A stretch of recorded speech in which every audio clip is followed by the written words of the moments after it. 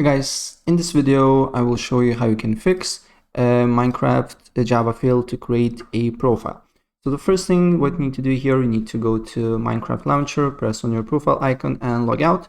And after you log out, you can create new account, or simply you can re-log in again here and the problem should be fixed. And if it's not, then another thing that you can do here, you need to go to basically your browser. Then you need to go to minecraft.net.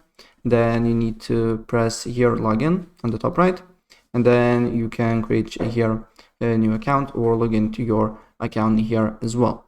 And if for some reason this doesn't work, another thing that you can do here is to write on Google allow course, and then here you need to go to Chrome Web Store and add this allow course thing on your extension, and then go back on the minecraft.net